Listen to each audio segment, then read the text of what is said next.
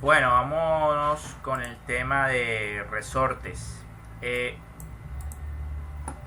un tema que pues yo no evalúo en el parcial ni en el final, pero sí en el proyecto final. Si su máquina tiene un resorte, pues la de su proyecto final te toca hacer el cálculo. Y pues ahí sí se evalúa. La verdad es que el tema de resorte tiene tanto que en la época en que yo hacía examen de resorte lo hacía solamente para ese tema. O sea, era prácticamente imposible combinarlo con la selección de otros elementos mecánicos porque resorte es un tema tan amplio que tiene muchos aspectos de cálculo que pues no da el tiempo para calcularlo y calcular después otro elemento mecánico. Entonces ahora no lo evalúo en un examen básicamente porque no me da el tiempo por estar estudiando el doctorado, pero bueno, supongo que más adelante si ya no estoy estudiando el doctorado pues tendré tiempo para pues hacer un examen de eso y será muy divertido para mí, sobre todo cuando califique. Mentiras. En todo caso, esta es la clase: tipos de resorte, materiales de resorte, constantes de resorte y resortes combinados, cálculo resorte helicoidal de compresión, el de extensión, que es muy parecido al de compresión. Hay unas diferencias en los cálculos y también en cómo luce físicamente, los de torsión, los billet y otros resortes.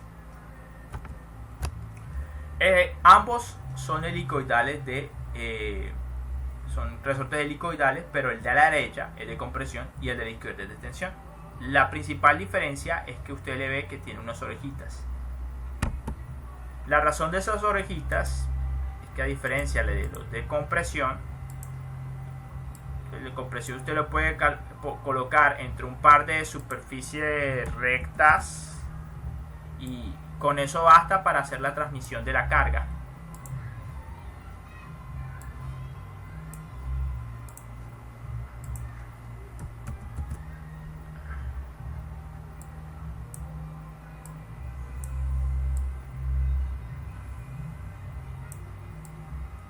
Mientras que tratar de hacer esto en los resortes de extensión es un auténtico lío. No es muy fácil alinear la carga con el resorte. Entonces tiende a doblarse mucho. Entonces la idea básicamente es emplear esas orejitas como un elemento de transmisión de cargas y lo va a facilitar mucho en el caso de resortes de extensión.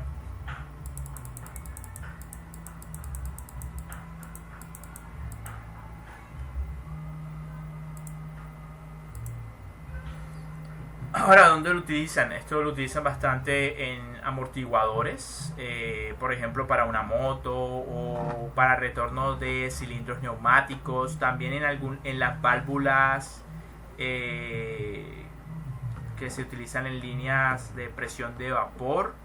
Las válvulas reguladoras de presión tienen básicamente resortes de este tipo por dentro. Y pues básicamente es de los más usados, por eso nos vamos a concentrar principalmente en el cálculo de esto. Los de extensión, pues, ¿dónde los he visto? Lo he visto en sistemas de suspensión en las camas de antes. Lo he visto en dinamómetros o sistemas para medición de carga, principalmente que yo recuerdo. Los de torsión pues ya es diferente con respecto a los dos anteriores. Los dos anteriores, la diferencia principalmente es que uno está hecho para soportar carga y otro para soportar carga, compresión, y el otro atención. Estos son principalmente, como el nombre lo indica, para soportar cargas a torsión, almacenar energía de carga de torsión, y lo hace mediante estos elementos, estos bracitos, los cuales son sometidos a una carga perpendicular a estos brazos, y pues eso produce un momento torsor respecto al centro del resorte. Las fórmulas de este caso cambian radicalmente pues con respecto a los de tensión y compresión.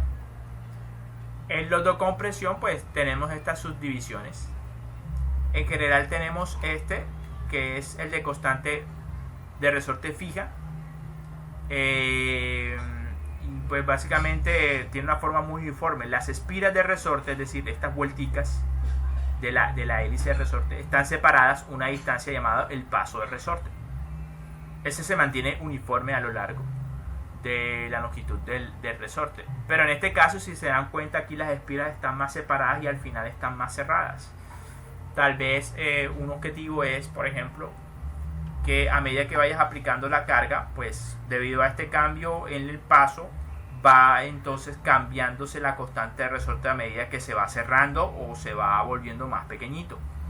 De pronto al final es más difícil, es mucho más difícil. Bueno, en general, siempre que tú vas cerrando el resorte, al final siempre es más difícil cerrarlo, pero en este caso lo va a hacer mucho más. Entonces es una manera como regular la carga dependiendo de la deformación. De barril, reloj de arena y cónico. Bueno, en general aquí lo que mencionan es que el resorte estándar tiene constantes del diámetro del pase y constante de resorte de la espira. Se refieren a este. Pero los resortes de barril, de reloj de arena y de paso variable se utilizan para minimizar el aumento repentino de la resonancia y la vibración. Aquí dice que los resortes cónicos se fabrican con una altura sólida mínima y con una constante de resorte fija o creciente. Bueno, en general, porque hablan de frecuencia de vibración.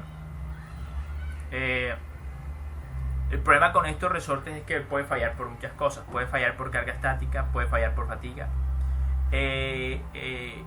Incluso si se determina su frecuencia natural y esta coincide con la frecuencia de operación, eso va a hacer que el resorte, si su frecuencia de operación coincide con la natural, eso va a hacer que el resorte falle por fatiga aún más rápido de lo que normalmente.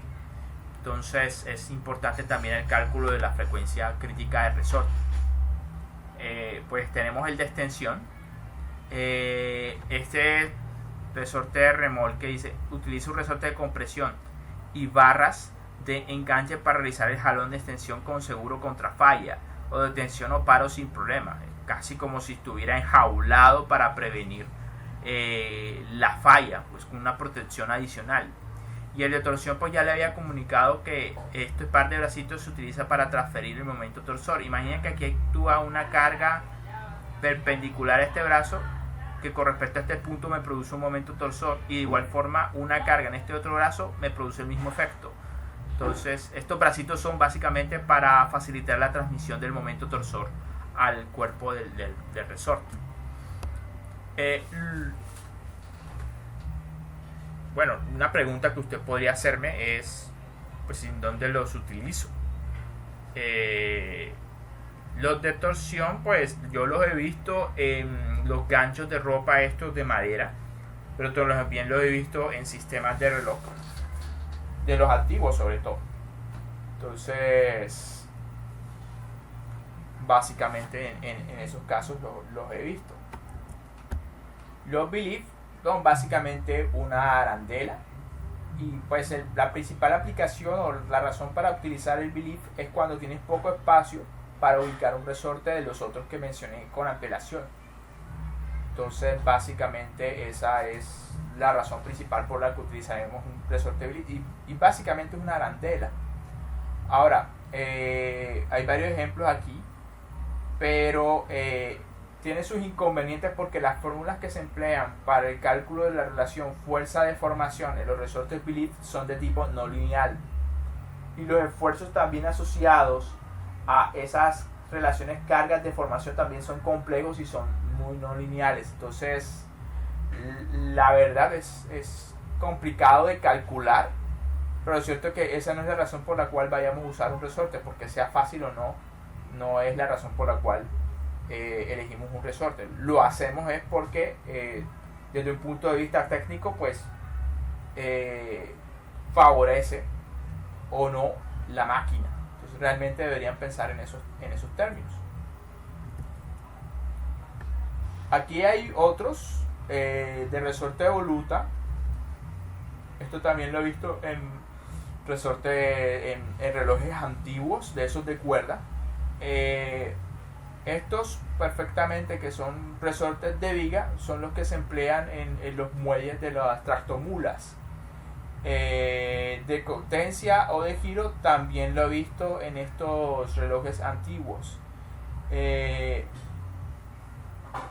aquí dice de jalón, pero básicamente es como una especie de combinación de este con uno de tensión. Entonces veamos un caso.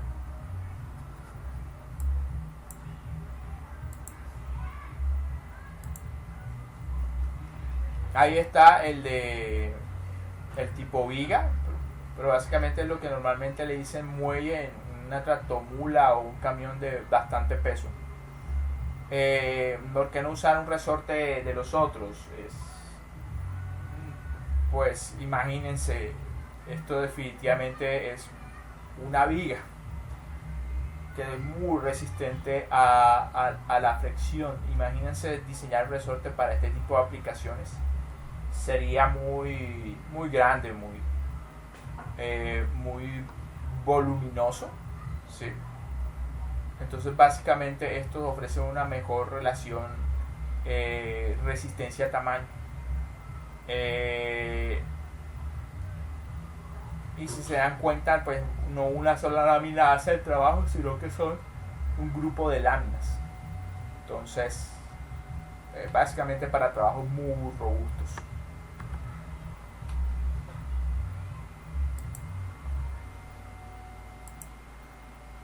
Nos estamos refiriendo a esto. Bueno, entonces vamos para los materiales. ¿De qué están hechos? Bueno, la designación es, pues lo pueden encontrar en la ACTM.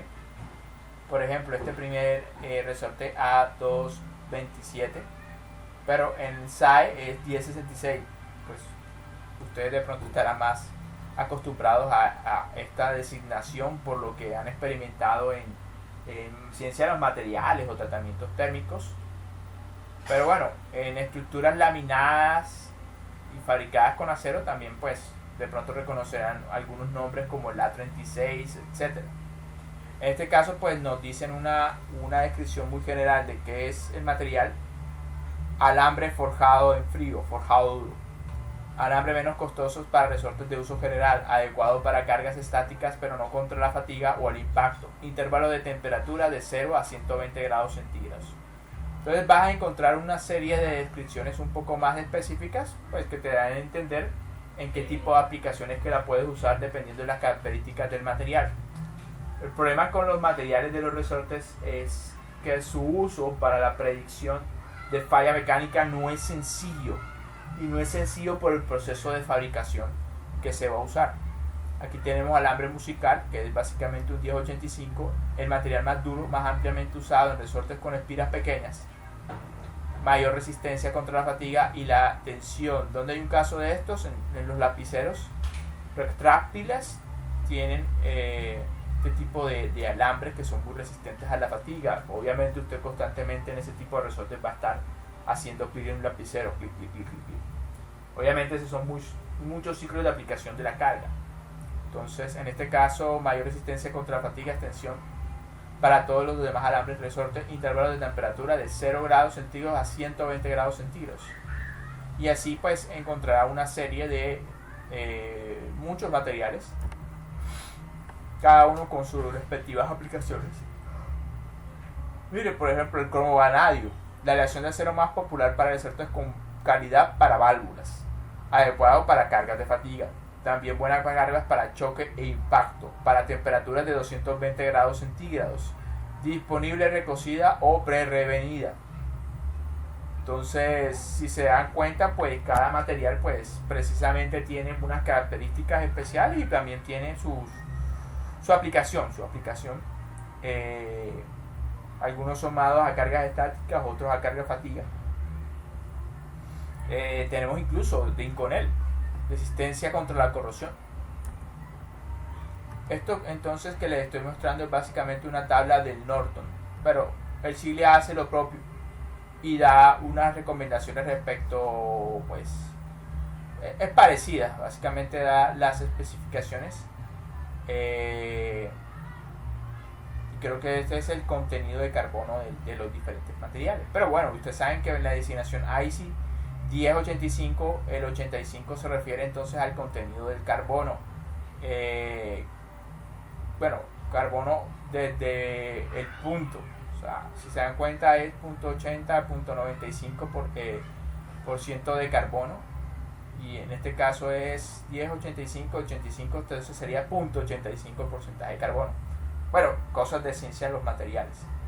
Pero aquí vamos a ver qué nos dicen del alambre de piano que sea diferente a lo que nos menciona el Norton. Ahí dice alambre musical. Dice, este es el mejor, el más tenaz y el más empleado para todos los materiales para fabricar resortes pequeños. Presenta la mayor resistencia a la tensión y puede soportar mayores esfuerzos ante cargas repetidas que cualquier otro material para resorte. Ahí está. Entonces disponible en diámetros de 0.12 a 3 milímetros. Bueno, eso es buenísimo porque ya nos está indicando en qué tamaño lo puede encontrar comercialmente. Entonces estas tablas básicamente te van a servir para seleccionar apropiadamente pues el material de resorte, pero el cálculo de las propiedades mecánicas es no diré que difícil, pero no es directo como en los casos anteriores, donde usted cogía una tabla y directamente consultaba el límite elástico, el esfuerzo último de tensión y demás propiedades mecánicas que usted requiriera. Aquí no es tan directo, porque va a depender del proceso de fabricación empleado. Bueno, entonces, ¿qué tenemos? Bueno, entonces si se dan cuenta, el Chili es más afortunado en ese sentido porque también te menciona de qué tamaño lo puedes encontrar, para que no estés seleccionando unos tamaños que después vayas a preguntar y imposible que te lo puedas encontrar. Entonces, templado en aceite, a ti te dice que te lo puedes encontrar de 3 a 12 milímetros. Con ese es el tamaño de la espira. Ya vamos a ver a qué nos referimos más adelante cuando hablemos de los cálculos. Alambre estirado duro, baratos, no importa mucho la deflexión ni la exactitud. Diámetros desde 0.8 milímetros hasta 12 milímetros máximo. Cromo vanadio, resortes condiciones que implican esfuerzos mayores de lo que se pueden esperar con los aceros al alto carbono y para usarlo cuando son necesarias resistencia a la fatiga y alta durabilidad. También sirve para cargas de choque o impacto. Esto se utiliza para las válvulas reguladoras de presión en sistemas o líneas de vapor. Aquí dice resorte de válvulas de motores en aviones y para temperaturas de hasta 220 grados centígrados. Sí, básicamente también está hecho para trabajar a altas temperaturas. Cromo silicio, excelente para fabricar resortes sometidos a esfuerzos elevados y cargas de impacto que requieran larga vida. Las durezas Rockwell son entre 50 y 53, son muy comunes y el material se utiliza hasta temperaturas de 250 grados centígrados. Está entre 0.8 y a 12 milímetros. De todas maneras, el Nordon aparte tiene una tabla donde especifica la relación entre el material y las dimensiones en pulgadas o milímetros en la que puedes encontrar el diámetro del alambre o de la espira. Entonces ahí lo tienen. Está básicamente regulado por una línea A229 que tiene tamaños desde 0.0222 pulgadas o 0.5 milímetros en adelante. Bueno, esa es la tercera línea. Ahí está. Entonces todos esos tamaños lo puede hacer el A229, la segunda línea. ¿Listo? Y así con cada una de las líneas que representa un diferente material del alambre.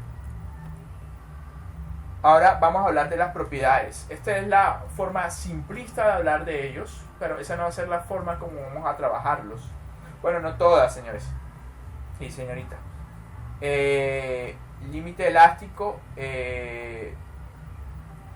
dependiendo del material.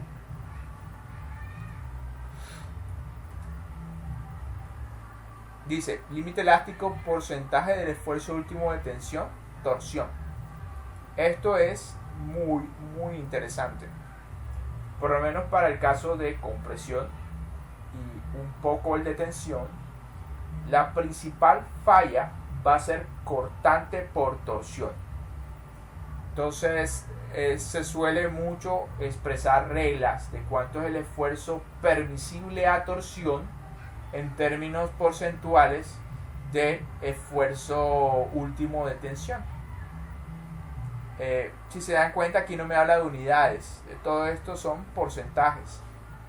Quiere decir que mi límite elástico a torsión es aproximadamente entre 65 y 75% el esfuerzo último de tensión. O en otros casos lo encontrará como, y para el caso directamente, el límite elástico y el caso para el límite elástico a torsión, 45 y 60. Si se dan cuenta, pues siempre es menor la capacidad a soportar esfuerzos cortantes que esfuerzos a tensión. Entonces, si se da cuenta, ese porcentaje siempre es menor. Vuelvo y repito, si de pronto me malinterpreté o me mal expliqué, aquí límite elástico, porcentaje del esfuerzo último de tensión. Para tensión, límite elástico es este. No está en ninguna unidad, es porcentaje en función del esfuerzo último de tensión. Es decir, el límite elástico del alambre de piano A228 está entre el 65 y el 75%, mientras que el límite acortante está entre el 45 y el 60% del esfuerzo último de tensión. Entonces, acostúmbrese porque esto va a ser una variable normal dentro de los resortes, que se exprese las resistencias en función porcentual del esfuerzo último de tensión. Usted se preguntará, pero qué raro, ¿por qué no me lo dicen? ¿Y por qué me dan es un rango de porcentaje? Qué raro. Bueno, lo vamos a ver más adelante. Aquí de todas maneras me establecen las relaciones de diámetros para los cuales puedes encontrar esos materiales, parecido a lo que hay acá o acá, que te lo dicen, sí, pero un poquito más tabulado. Y te dan valores de referencia para el módulo elástico y el módulo acortante. Propiedades muy importantes para determinar si mi resorte tiene la constante indicada para mi implicación específica.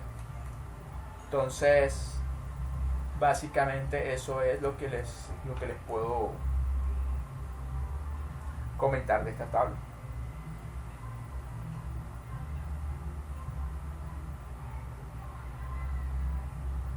Entonces vamos a proseguir.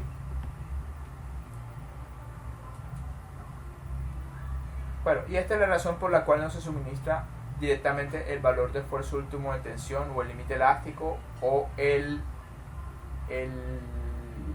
límite elástico acortante, que en este caso lo asocian con límite elástico a torsión, pero que va, es realmente acortante a lo que se refiere. Y es esto.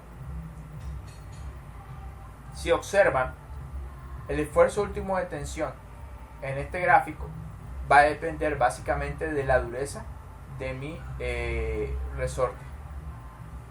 ¿Y por qué? Bueno, usted conseguirá la materia prima del resorte esencialmente como un alambre, el cual es sometido a un proceso de deformación plástica.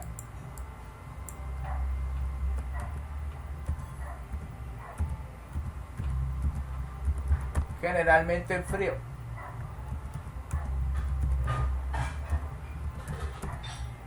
Eso es lo que implica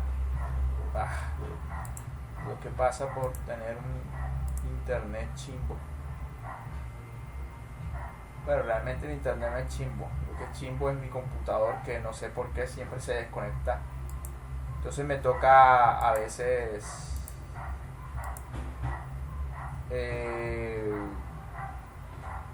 apagar el computador, reiniciarlo, y después entonces la conexión con el internet sí se vuelve estable. Miércoles, parece que no resultó chimbo el internet, sino que de verdad se cayó el internet. Bueno, vamos a ver. Estoy seguro que ahorita se vuelve a caer. Entonces, ahorita antes de montar el video me va a tocar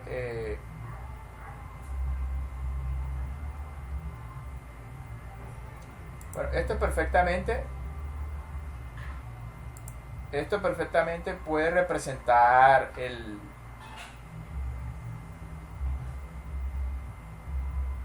Esto perfectamente puede representar la fabricación del resorte, aunque no es una máquina. Creo que lo va a hacer a mano.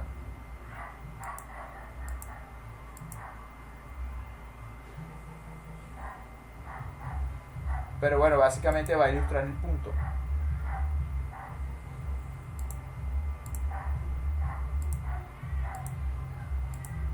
Bueno, no me interesa todo esto. Bueno, miren. Básicamente se coge alrededor de una de una varilla que va a funcionar como una especie de pasador, y se empieza a deformar plásticamente el alambre del resorte, que está inicialmente en un rollo. Pero miren, ahí empiezan a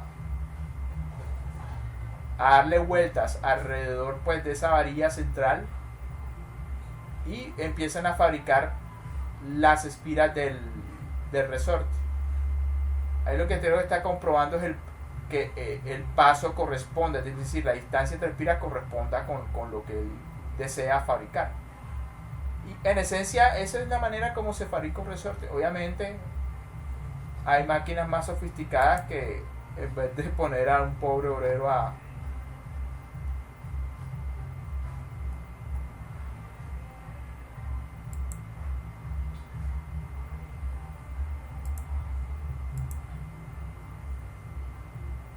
bueno, otra forma rudimentaria de fabricar resortes, pero esencialmente a lo que nosotros nos referimos es a coger un alambre y darle vueltas alrededor de una varilla o de un eje. Bueno, eje sería así.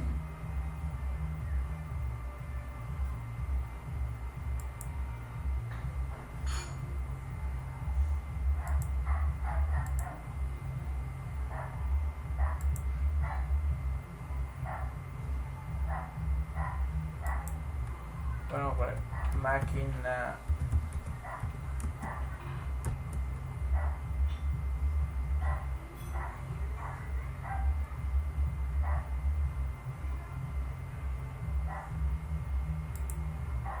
vamos a ver si de pronto esto va a ser un poquito más industrial.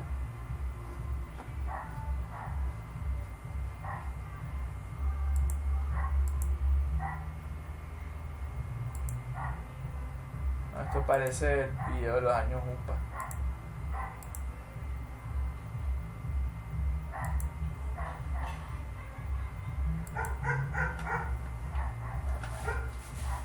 No, sigue siendo una máquina. Bueno, en teoría la máquina es un poquito más automatizada o automática, pero pues es muy, no es tan rápida. Bueno, ahí está, ahí sí vemos que es mucho más rápida, pero esencialmente lo que hace es, bueno, esta sí da gusto verlo. Bueno, ya, suficiente ilustración estilo video de YouTube.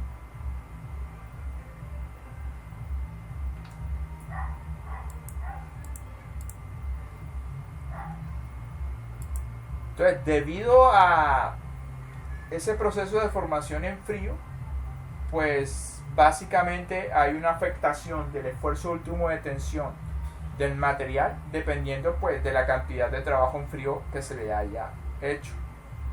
En este caso establece una relación con la dureza, pero nosotros normalmente no vamos a emplear esas relaciones. De hecho, las relaciones que nosotros vamos a establecer, lo vamos a establecer en función al tamaño del alambre. En general, un alambre... ¿Que aquí no está?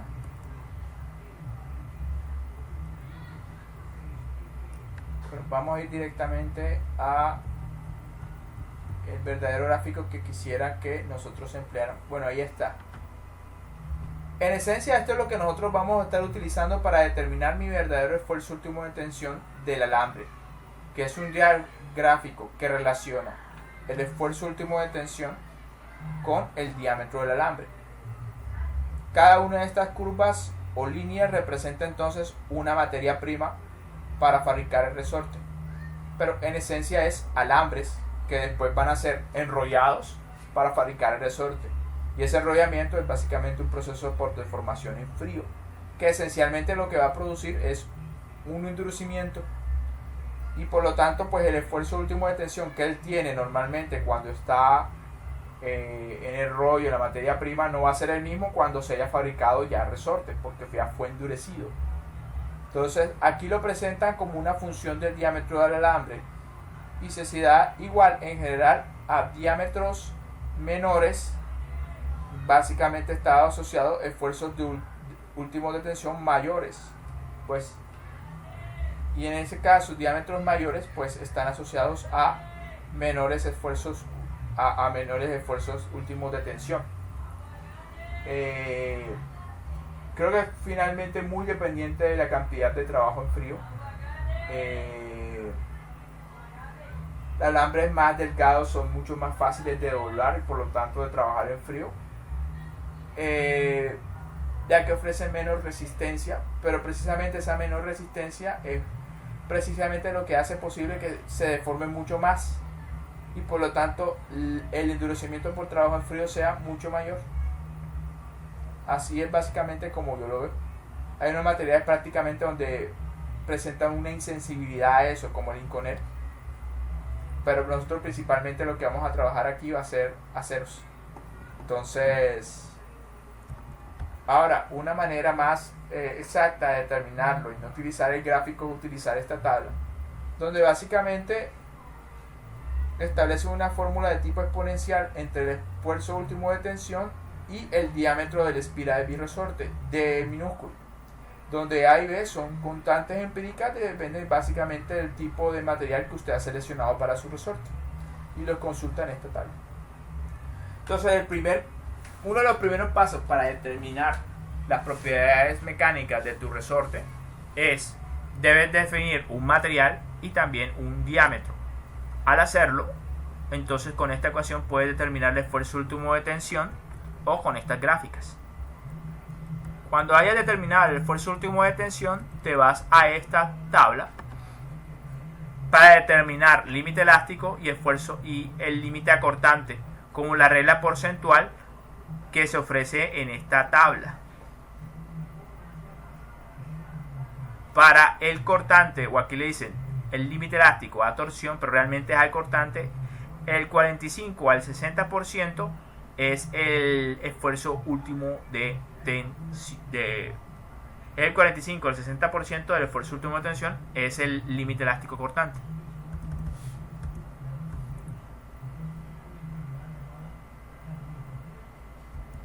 De hecho, aquí vas a encontrar a lo largo de la presentación diferentes reglas. Sin embargo, para los cálculos, a pesar de tantas reglas, nosotros vamos a utilizar una conservativa. Y es esta. El límite elástico acortante lo vamos a asumir como el 35% del esfuerzo último de tensión. A máximo el 52% del esfuerzo último de tensión. El esfuerzo último acortante es aproximadamente el 67% del esfuerzo último de tensión. Entonces son como unas reglas muy generales, pero son muy efectivas, porque si usted ve las tablas, generalmente esos porcentajes, en el mejor de los casos, llegan a ser iguales a estos. Entonces yo lo que le recomiendo para sobredimensionar su problema es el límite acortante, elástico acortante, es el 35% del esfuerzo último de tensión. Y si llegan a editar el esfuerzo último acortante, no a tensión, es aproximadamente el 67% del esfuerzo último de tensión. Y recuerde, el esfuerzo último de tensión lo determina ¿cómo?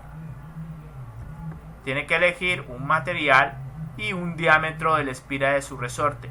Y con esta ecuación y esta tabla lo determina, o puede utilizar directamente el gráfico. ¿Listo? Entonces hasta ahí creo que vamos bien con la parte de los materiales. Esto para la falla estática. Para la falla por fatiga sí me quisiera tomar más tiempo para dar una mejor explicación.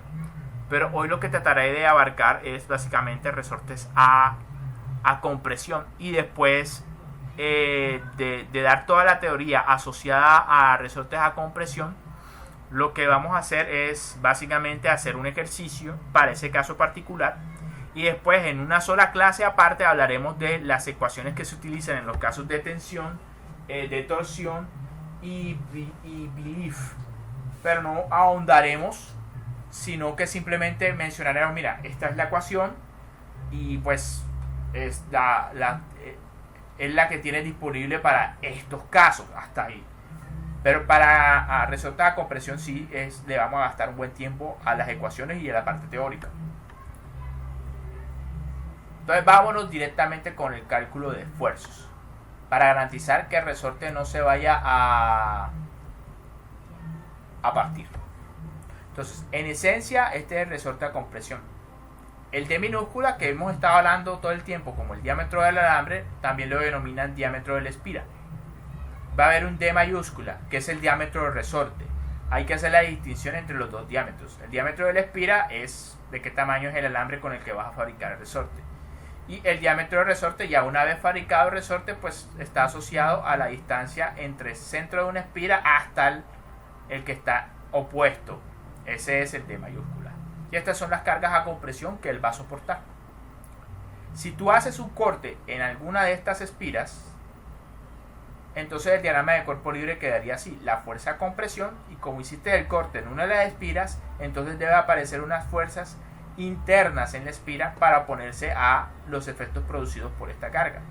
Bueno, debería entonces aparecer también una carga que desde el punto de vista de la espira, esta carga es de compresión para todo el resorte, pero para la espira produce un esfuerzo cortante.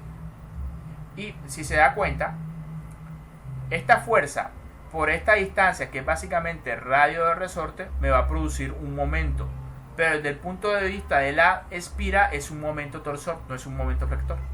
Entonces ese momento torsor, bueno, ya lo dije, es la fuerza por el radio del resorte, es decir, diámetro grande o mayúsculo entre 2. Básicamente estas son las cargas a las que está sometido la espira. Esto me va a producir un esfuerzo cortante directo, y esto me va a producir un esfuerzo cortante por torsión en la espira.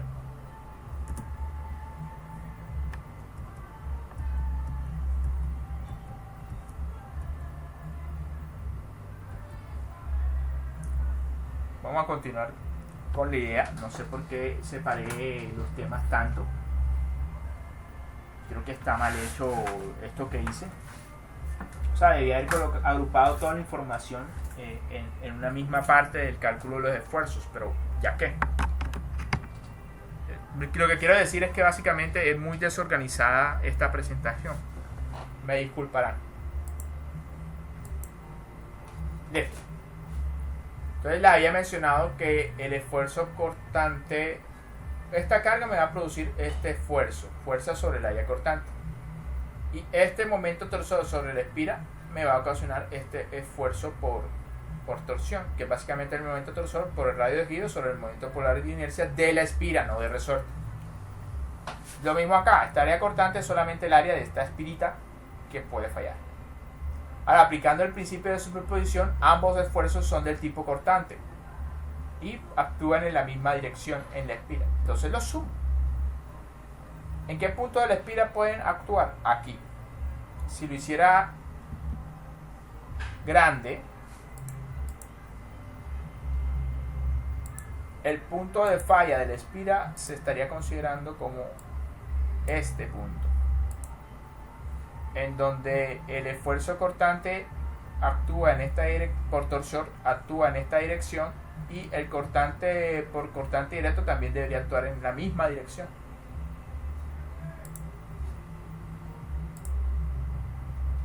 Listo. Reemplazamos. El momento torsor es la fuerza por el radio del resorte. El radio de giro de la espira es básicamente pues su radio, es decir, diámetro minúsculo entre 2. El momento polar de inercia es solo el de la espira, no de todo el resorte. Es pi por el diámetro de la espira a la 4 entre 32, y el área pues de la espira es pi por el diámetro minúsculo al cuadrado entre 4. Al reemplazar, pues me queda esta ecuación en términos de el diámetro de la espira y del resorte D mayúscula y la carga que tiene que soportar. Acá todo lo combinan en un factor llamado factor de corrección de esfuerzo y queda entonces la ecuación de esta manera. ¿Qué es lo que observan? Han convertido esta fórmula, que era un poquito más complicada de trabajar, en esta fórmula que solamente considera el efecto de la torsión, pero se le aplica un factor de corrección que tiene en cuenta la corrección porque adicionalmente hay un cortante por cortante directo. Entonces, en vez de trabajar esta ecuación compleja, ellos reexpresan todo de tal manera que es mucho más fácil de trabajar. Ese factor que corrige y que tiene en cuenta el cortante es igual a 2 veces C más 1 sobre 2 veces C. Y C es lo que vamos a llamar en adelante para esta unidad el índice de resorte, que no es más que la relación del diámetro del resorte sobre el diámetro de la espira. Ahí lo ven. Bueno, Bergstrasser, yo no sé si esa vaina se dice así. En todo caso, pues el man es alemán. Se dio cuenta que la curvatura del alambre incrementa los esfuerzos en el interior del resorte y los disminuye un poco en el exterior. Entonces, con el interés de poder sobredimensionar y tener en cuenta el hecho de que la curvatura del resorte me aumenta los esfuerzos en algunos puntos de este y lo disminuye en otros, se hace una corrección del factor KS por el factor de Bergstrasser, que es 4 veces el índice de resorte más 2 entre 4 veces la constante de resorte menos 3. Este factor me va a dar siempre mayor que este factor y tiene en cuenta esto más el efecto de la curvatura del hecho de que el resorte tiene vueltas, y eso en cierta manera es como una especie de concentrador de esfuerzos.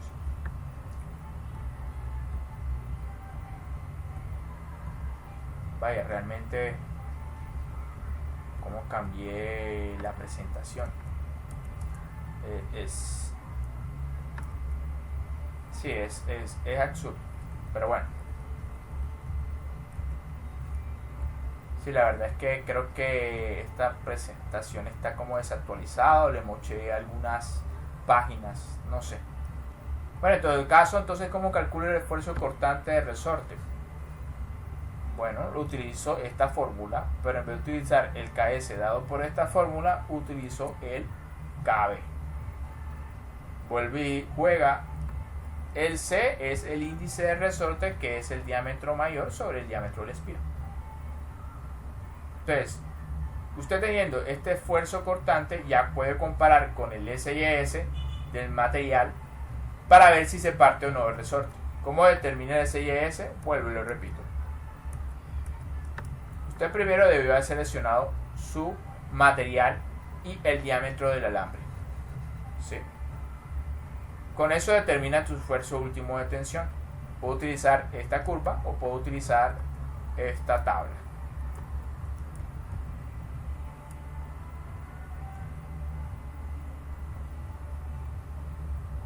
Cuando haya determinado el esfuerzo último de tensión, puedo determinar a partir del esfuerzo último de tensión el límite elástico acortante y el esfuerzo último acortante, y también puedo determinar el límite elástico a tensión.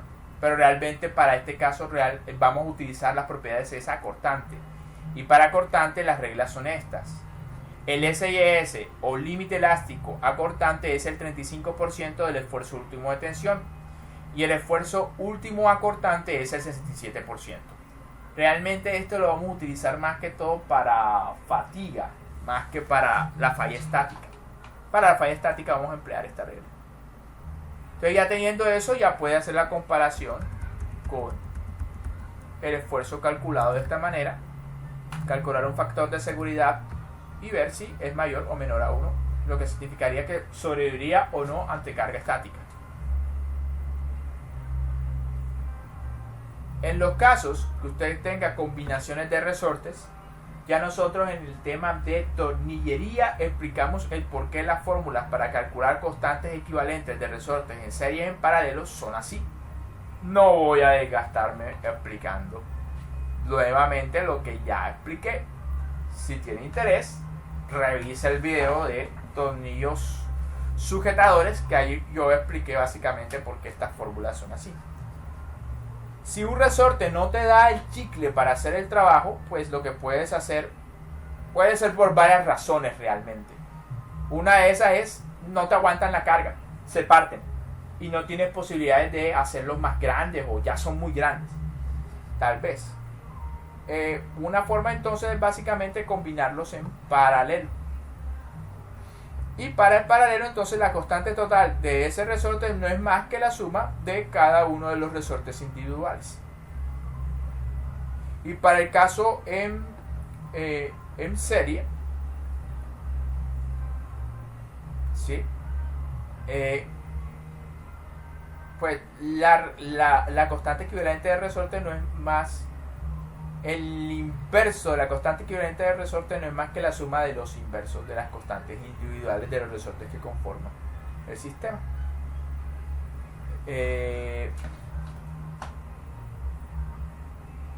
¿En dónde puedes aplicar esto? Pues, en este caso, el paralelo, aparte de los casos que le dije, tiene la ventaja en que la carga se divide en tres partes. Entonces no necesitas utilizar un solo resorte robusto, sino que lo puedes dividir en tres resortes pequeñitos. Entonces es una manera como de lidiar con problemas de resistencia de materiales. Acá el problema no necesariamente es la resistencia, puede ser más bien la deformación. Si la constante equivalente del resorte resultante de estos resortes atados es menor que la de todos estos, porque normalmente por ahí va la cosa, entonces lo que voy a regular es la relación fuerza sobre desplazamiento, reduciendo o incrementando la constante de resorte. Bueno, en este caso más bien como reduciéndola, puedo entonces regular mejor mi desplazamiento o mejorar la relación fuerza-desplazamiento de mi sistema.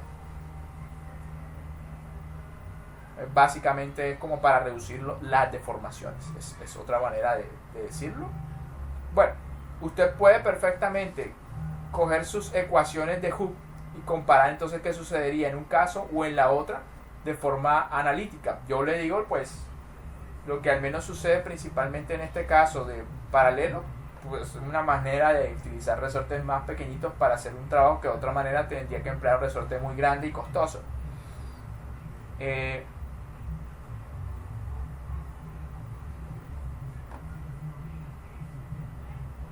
Y aquí pues puede hacerlo sencillo. Suponga que la constante de los resortes estos son 1.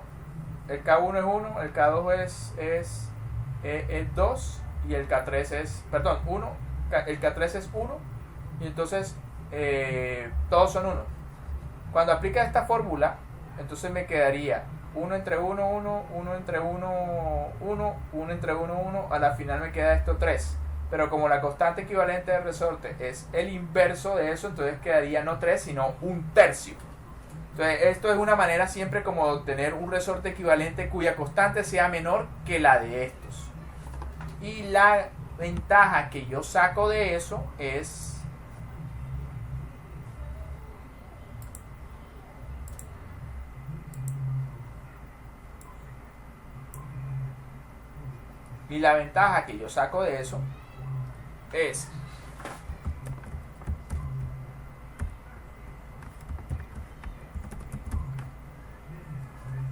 si yo hago mi constante de resorte más pequeña, entonces la fuerza que yo requiero aplicar para lograr cierta deformación, bueno, vamos a despejarlo para ver entonces los efectos de por qué entonces utilizar resortes en serie. En paralelo queda claro. Si todas las constantes de este resorte fueran 1, 1 y 1, entonces la constante de mi resorte equivalente sería 3, es más grande, lo que significa que es un resorte mucho más rígido y me permite pues tener que aplicar cargas más grandes para poder deformar poquito el sistema. Si lo vamos a hablar en términos de fuerza de deformación desde el punto de vista de resistencia, pues obviamente los esfuerzos se reducen en cada uno de estos resortes al dividir la carga entre 3. Ahora, desde el punto de vista de la relación deformación-carga, en el caso de resortes en serie y en paralelo,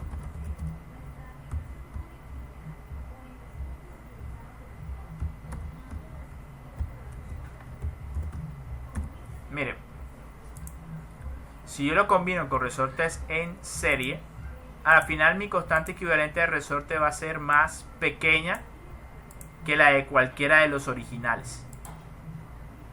Esto obviamente me va a hacer que mi cociente se aumente, quiere decir es una manera de incrementar la deformación de mi sistema, si eso es lo que yo deseo, que mi sistema se deforme más. O dicho de otra manera, necesito aplicar menos carga para deformar más. Es otra manera de verlo. Entonces, recuerden que la idea de este tipo de ejercicios con las ecuaciones no es solamente meter datos en una fórmula, sino emplear criterios de ingeniería para prever qué es lo que va a suceder, qué es lo que ganas, qué es lo que pierdes cuando juegas con los parámetros de tu ecuación. Creo que se lo he dicho con antelación y se lo vuelvo a repetir. Entonces la idea es tomar decisiones objetivas en base a datos objetivos y cuantitativos. Entonces las ecuaciones te permiten prever qué sucederá. Entonces ya hemos hablado de varios aspectos del resorte, cómo calcular los esfuerzos, cómo determinar sus propiedades mecánicas, cómo combinar los resortes en serie y en paralelo y determinar las constantes equivalentes de resortes, pero no hemos hablado de algo bastante importante. Ya hasta aquí lo que podemos es determinar un factor de seguridad contra cargas estáticas y ver si el resorte se va a partir o no, en esencia. Pero no sabemos con seguridad cuál va a ser la constante de mi resorte, ni sabemos de qué depende. Entonces esta parte va a ser muy interesante.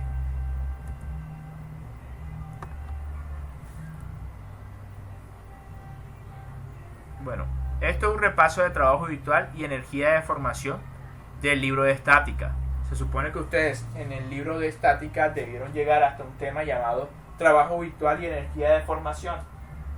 Ese tema está en lo último. Entonces, si les debió rendir en estática, debieron llegar hasta ahí. Si no, igual repasen. De todas maneras, yo cumplo con hacerles un repaso rápido.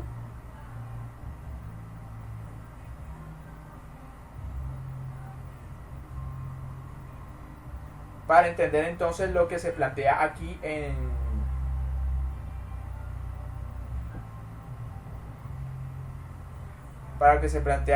el libro de Norton y de Sigley, para explicar de dónde es que se origina la ecuación de la constante de resorte.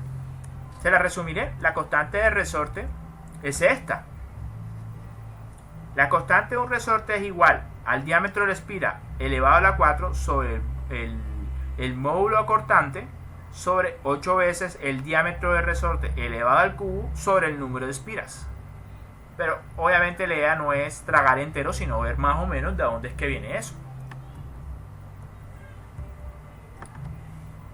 Bueno, básicamente el teorema de trabajo virtual en este caso está equiparando el trabajo asociado o cuantifica el trabajo asociado a la deformación en un sistema provocado por una carga estática. Entonces en este caso es digamos que si yo tuviera, vamos a ver, si yo tuviera un diagrama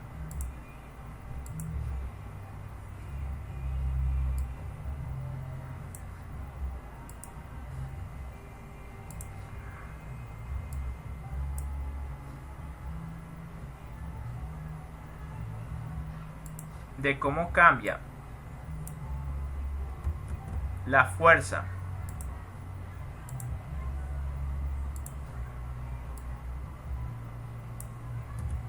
y el desplazamiento, pues obtengo básicamente, en el caso de un resorte o un elemento elástico, pues básicamente tenemos algo parecido a lo que tenemos por la ley de Hooke, una línea recta con pendiente constante. Esto lo que representa es básicamente la energía debajo de la curva por unidad específica de volumen. Recuerden, eso es básicamente un triángulo. Entonces, el área debajo de la curva representa entonces la energía de deformación. En este caso, entonces, este lado del triángulo es igual a F y este lado del triángulo es igual a Y. Pero como el área de un triángulo es base por altura entre 2, por eso ven básicamente el 2. Ahora, ¿qué hacen acá?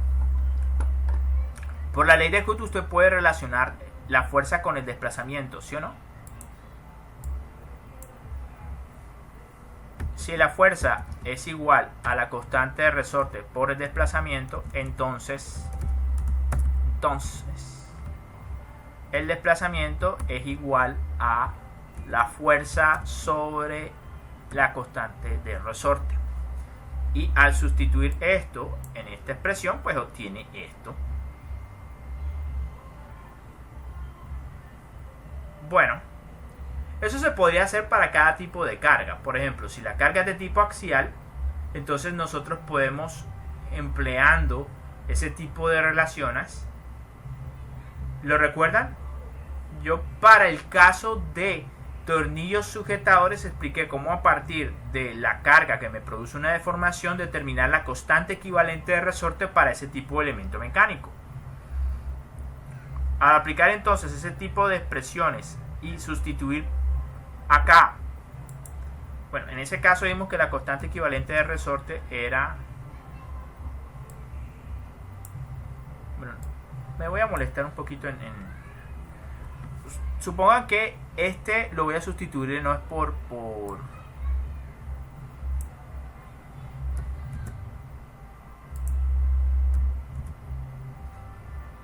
está? Bueno, imagínense que esto no es Y. Entonces, si yo despejo F en función de Y, todo lo que no sea Y va a ser la constante equivalente de resorte.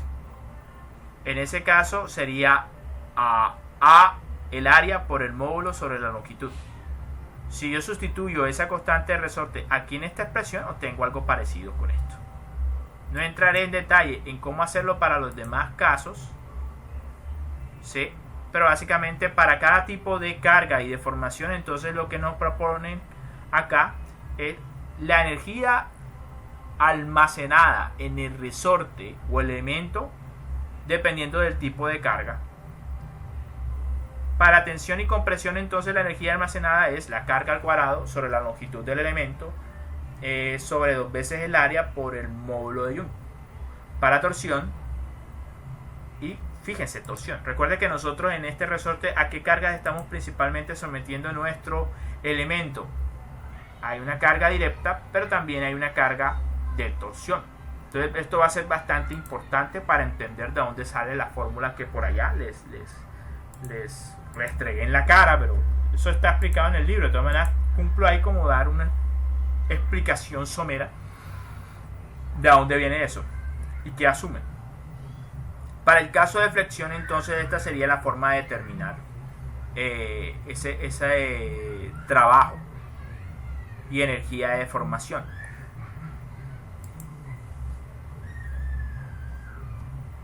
Bueno, esto también está allá en la parte de trabajo virtual de por allá de estática que se supone que debieron haber dado. El teorema de Castigliano estipula que cuando actúan fuerzas sobre sistemas elásticos sujetas a desplazamientos pequeños, y ese es el caso generalmente que nosotros trabajamos en diseño mecánico 1 y diseño mecánico 2, incluso resistencia de materiales, el desplazamiento correspondiente a cualquier fuerza colineal con la fuerza es igual a la derivada parcial de la energía de deformación total con respecto a esa fuerza. Es decir, si usted cogiera esta expresión y la derivada con respecto a la carga que ocasiona la deformación, debería obtener el desplazamiento. Es básicamente lo que nos dice el teorema de Castigliano. Es simple. Lo puede ver directamente acá. Coja esto y derívelo con respecto a la carga F. Y al derivarlo con respecto a la carga F, vas a obtener esta misma expresión. Hágalo. La derivada de F al cuadrado quedaría el 2 abajo y se va el 2 el 2 en la parte del numerador con el 2 en la parte del denominador. Y quedaría F por L sobre AE. O sea, esa misma expresión. Hágalo con cualquiera y básicamente va a obtener la deformación asociada a ese tipo de carga. Ese es el teorema de Castigliano. Bueno, y esta es la parte larga. Bueno, es básicamente la corroboración de lo que le acabo de decir. ¿Cuál es el lío en el caso del... bueno, este es la deformación en una viga, creo que empotrada y con una carga en el voladizo. Creo. Pero no sé, hay que verificar. Bueno, vamos a verificar.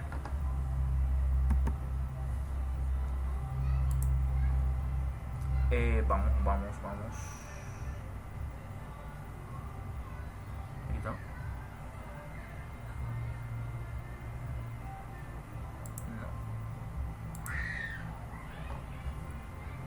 Vamos a ver.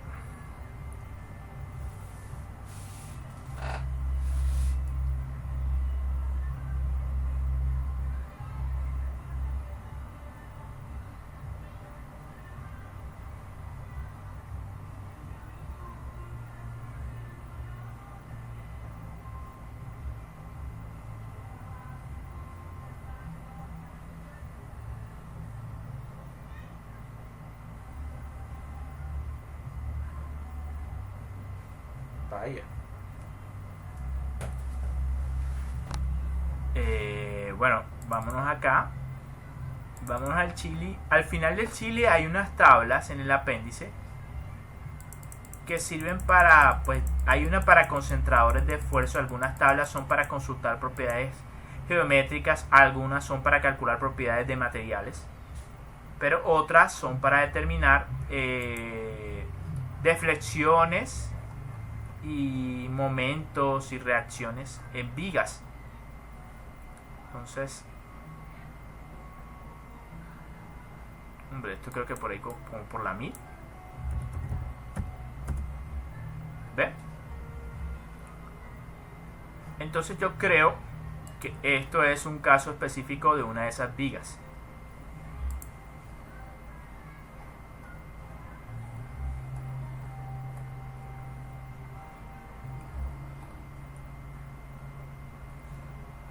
Creo que es una viga simplemente apoyada.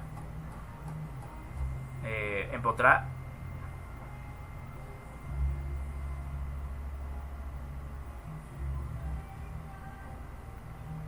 Bueno, emboladizo. Ah, aquí está. Yo sabía. Emboladizo, carga externa. La deformación máxima va a ocurrir en el extremo y es igual a la carga por L al cubo entre 3 veces el módulo elástico por el momento de inercia de la viga. ¿Qué es esto? Listo. Entonces realmente esta representa la deflexión en una viga, calculada a partir del teorema de Castigliano.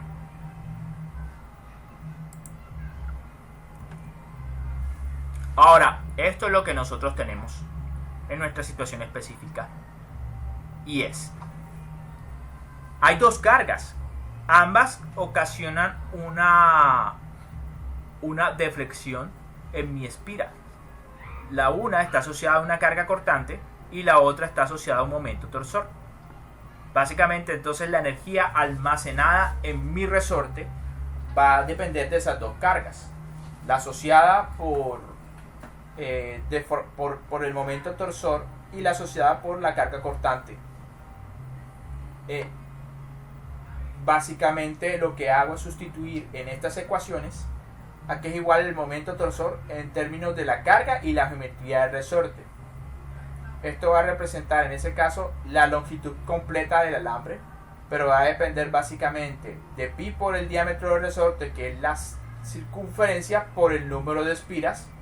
Eso a la final me va a dar la longitud completa del resorte, como si fuera un alambre completamente derechito antes de ser enderezado, pero a la final es básicamente la misma longitud del resorte enrollado. Y n, pues ya les dije, el número de espiras o vueltas del resorte. J, el momento polar de inercia de la espira. A, el área de la espira, no del resorte. Y finalmente pues sustituyo en esa ecuación y aplico el teorema de Castigliano. En este caso, como tengo dos cargas diferentes, bueno, pero como todo lo he expresado en términos de la misma carga cortante, pues puedo derivar con respecto a esa misma carga cortante. Y eso me va a dar entonces como resultado esta ecuación. ¿Listo? Entonces cumplí ahí con decirles de dónde es que sale eso. Pero en adelante no me molestaré más al respecto del detalle. Les diré en general que sale todo el teorema de Castigliano y de las cargas que están comprometidas en los esfuerzos y deformaciones asociados al resorte. Entonces, noten entonces que ¿cómo voy a controlar la constante de mi resorte? Puedo aumentar el diámetro de la espira o cambiar el material para que su módulo cortante sea diferente. También puedo afectarlo con la cantidad del número de espiras que el resorte contenga. Esto es básicamente lo que me va a decir si mi constante de resorte va a ser esta u otra, no otra cosa. Luego entonces lo que podría suceder en un caso particular es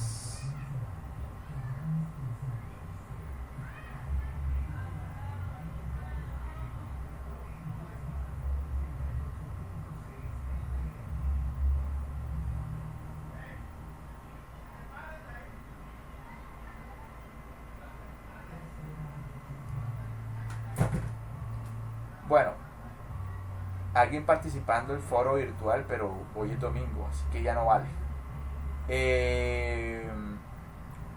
Básicamente, bueno, ahora, aquí hay algo importante que mencionar y es que no todas las aspiras de resorte son activas. Eso depende de unos acabados o maquinados que se le hagan a los extremos de las espiras del resorte y que va a depender pues en dónde lo vas a colocar para facilitar el ensamble. Por ejemplo, yo podría coger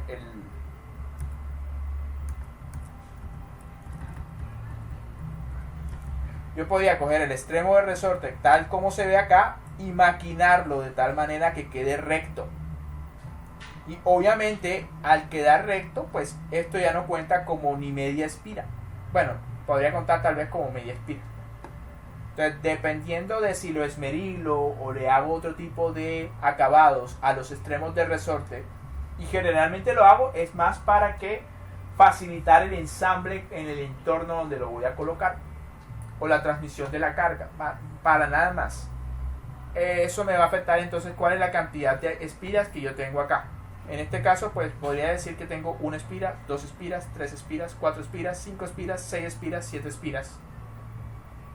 Esto no sé, si lo superpongo con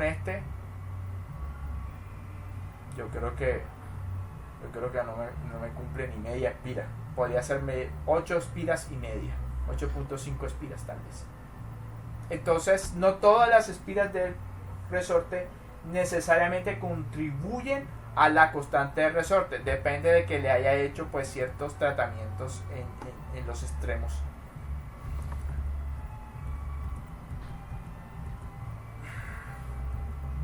Entonces ya está explicado esta otra ecuación y también he explicado el hecho de que no todas las espiras son activas. Para esta ecuación lo que aplica es el n, pero solamente las espiras activas, las otras no tienen contribución. Bueno, en el caso de que no sea redonda la espira, aquí básicamente nos dan esta ecuación para determinar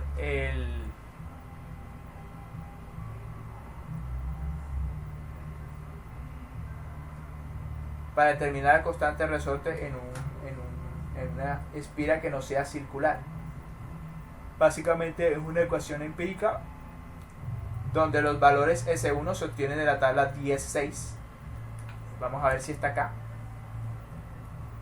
No, la tabla 10.6 no se encuentra. Bueno, sí, perdón, sí está acá. Y esas constantes empíricas básicamente dependen de la relación B sobre H, que es la sección transversal del resorte. De la espira, perdón. De la espira. En este caso la espira no es circular, es rectangular. Pero normalmente lo que nosotros empleamos son espiras de tipo circulares. Bueno, entonces ya aquí vamos con la nomenclatura del Norton, y la razón es que me parece que es más claro con respecto a la del Shigley. No estoy seguro si manejan la misma nomenclatura. Bueno, adicionalmente para el cálculo de esfuerzos y de formación asociada en estos tipos de resortes de forma rectangular, no circular, básicamente tenemos estas ecuaciones para calcular el esfuerzo cortante y la deflexión de mi resorte. Bueno, básicamente eso es lo que podemos resumir. Pero la verdad, no es que se use mucho. ¿Dónde se puede usar? Pues una sección rectangular, dependiendo de su tamaño, podría ser más resistente que una sección circular. El otro inconveniente son los concentradores asociados a esas puntas en las formas rectangulares. Pero bueno, ya cumplo con decirle que pues hay posibilidades para hacer cálculos en esos casos. Bueno,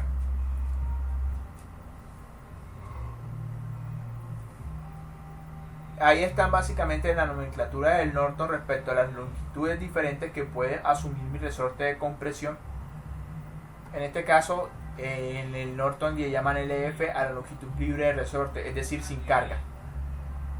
LA es básicamente a la longitud que tiene el resorte cuando se le aplica una precarga. Cuando se le aplica una precarga, entonces él se comprime inicialmente. También puede aplicarse una carga durante la operación de resorte llamado la carga de trabajo, y va a estar asociada a una deformación del trabajo.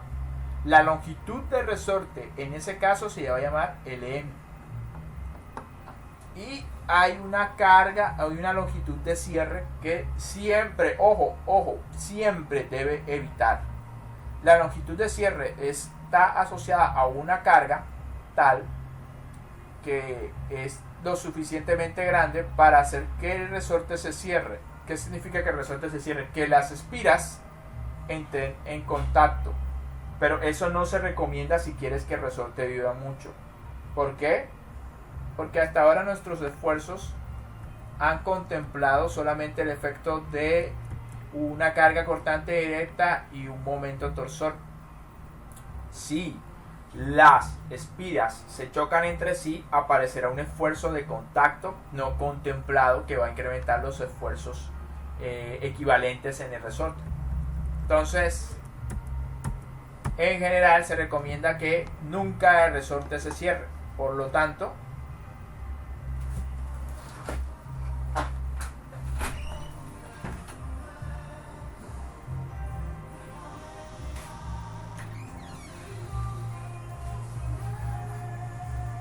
bueno, me disculpo un momento, me retiro, no voy a tardar mucho.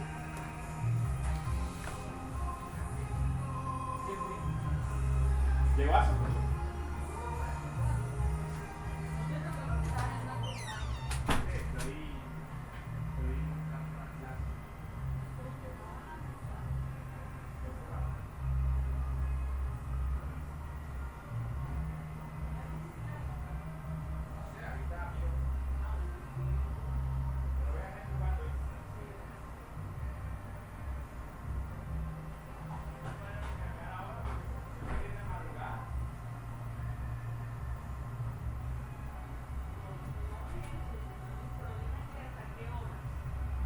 creo que va a ser 1 hora, máximo 2. O sea, eso es lo que dice en la noticia. Entonces, generalmente cuando dicen eso, más o menos es eso.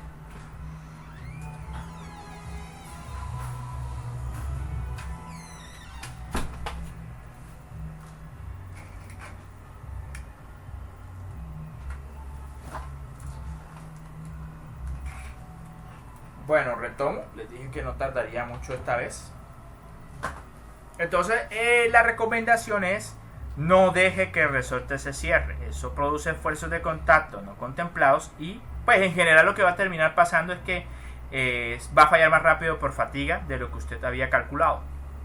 Así que se deja ligeramente abierto el resorte por prevención o como una especie de factor de seguridad adicional. Esto es lo que me estaba refiriendo con los tipos de extremos de los resortes en que pueden ser esmerilados o no. Miren, en este caso solamente fue esmerilado en uno de los lados. En este pues los extremos tienden a ser como planos, ¿sí lo ve? Esto está completamente alineado. Pero básicamente va a depender del ensamble.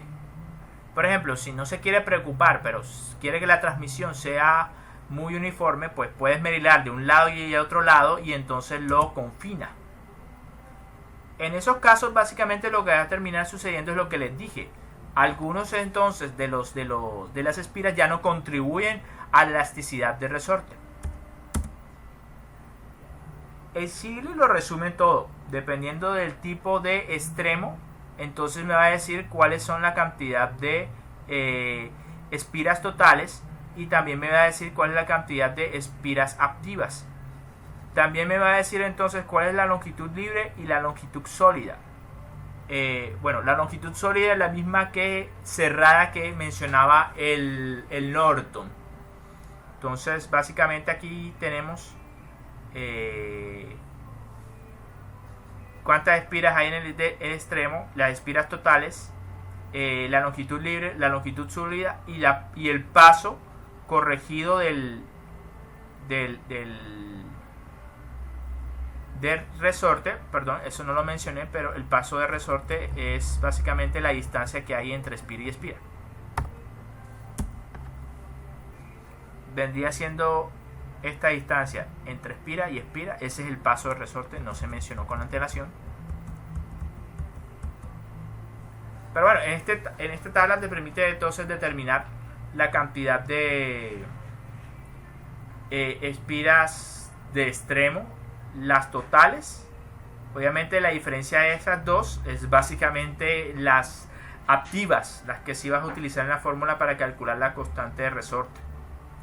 La longitud libre, la longitud sólida y el paso. En términos de, si se dan cuenta de las espiras activas, pero si se dan cuenta, por ejemplo, para plano y esmerilado, solamente hay una espira que se descuenta de las totales. Entonces la cantidad de espiras totales son la cantidad de espiras activas más esas adicional que están asociadas a los extremos. Aquí a escuadra y cerrado básicamente lo que se desperdician son dos espiras. Entonces las totales son las activas más esas dos que se desperdiciaron en un extremo y en el otro. Y así sucesivamente. Ahí tienen entonces todas la tabulación para, dependiendo de qué tipo de acabado tienen los extremos, el resorte, sea plano, plano y esmerilado, a escuadra y cerrado, a escuadra y esmerilado, cuál es la cantidad de espiras en el extremo, en las totales. Las de extremo básicamente son las que se desperdician, ¿sí? Totales, longitud libre, separada y cuál es el paso efectivo de mi resorte. Listo. Otro aspecto a considerar en el caso de resorte a compresión es la deflexión crítica asociada al pandeo. Recuerden que lo que tienes en el pandeo es básicamente un elemento esbelto sometido a compresión. A mí me parece que esto está a compresión, y como es esbelto no por el diámetro sino porque realmente no es un volumen lleno, entonces eso lo hace un cuerpo esbelto que está sometido a compresión, y eso generalmente están prestos a pandearse. Entonces, esa presentación tiene el principal objetivo de prevenir el pandeo. En este caso, básicamente hablan de un Y crítico, es decir, una deflexión del resorte que está asociado a un pandeo inminente. Entonces, en este caso, LO, según el Chile, es la longitud libre. Y LS es la longitud cerrada o sólida, es decir, cuando se cierra completamente el resorte. Entonces, básicamente es igual a la longitud libre por una constante C1' que multiplica a 1 menos una segunda constante, y esto es un lambda efectivo, que es igual cada una de esas constantes C1', C2' y un lambda efectivo. Son pues básicamente unas propiedades de material sintetizadas en unas constantes. C1' es básicamente el módulo elástico del resorte sobre 2 veces el módulo elástico menos el módulo cortante. C2, pues ahí tienen la ecuación, y pues el lambda efectivo es básicamente alfa por la longitud libre sobre el diámetro del resorte. Alfa es básicamente una constante que depende de el tipo de acabado que hay en los extremos del resorte. Es decir,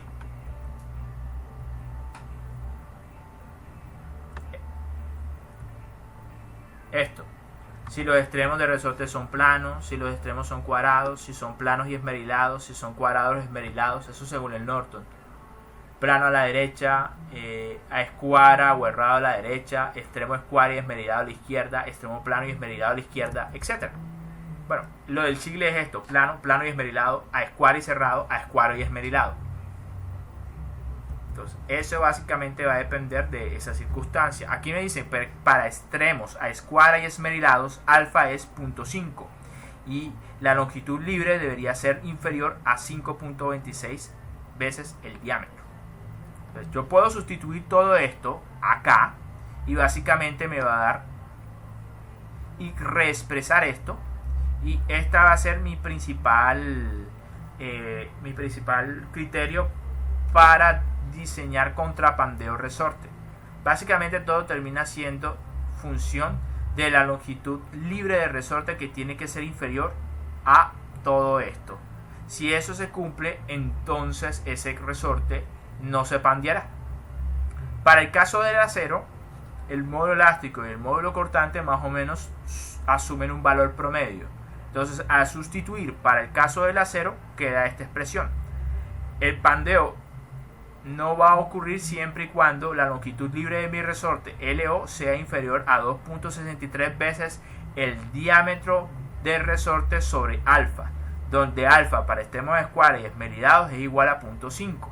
En ese caso, entonces yo logro que no pandee mi resorte de acero si la longitud libre es menor a 5.26 veces el diámetro de mi resorte. Hay una tabla en el CILI donde obviamente especifica que es igual alfa dependiendo de los otros casos que se me presenten de el tipo de extremo que tengan en el resorte. Aquí está. Entonces, para el caso de resorte apoyado entre superficies planas paralelas, alfa es 0.5, como lo vieron con antelación. Un extremo apoyado por una superficie plana perpendicular al eje del resorte fijo y el otro extremo con pivote articulado, 0.707. Ambos extremos con pivotes articulados, 1, y un extremo sujeto al otro y el otro libre. Es decir, básicamente ese alfa más que el tipo de acabado que tenga en las superficies de los extremos se refiere a el tipo de empotramiento o sujeción alrededor del resorte.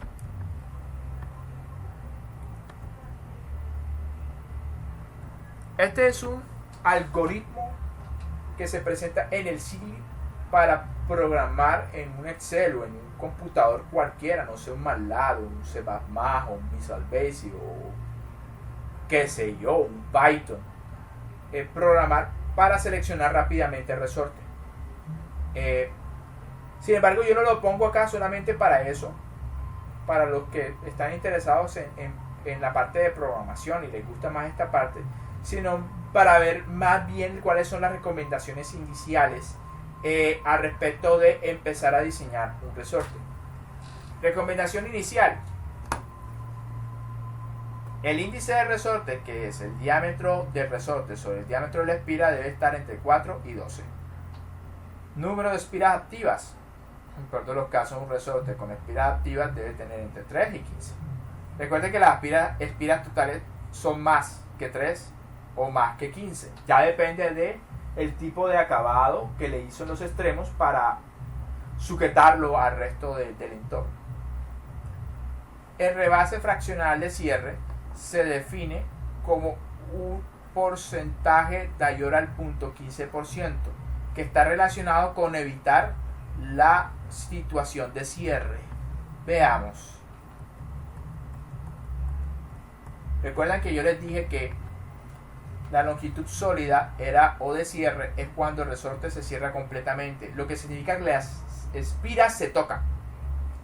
Bueno, eso no se desea, ya les expliqué por qué. Porque produce esfuerzos de contacto no contemplados en las fórmulas anteriores, que va a hacer finalmente que me falle más rápido el resorte.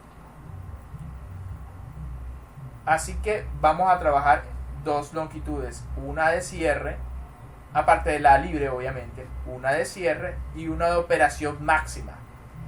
Ese factor de cierre o de rebase, básicamente lo que me dice es,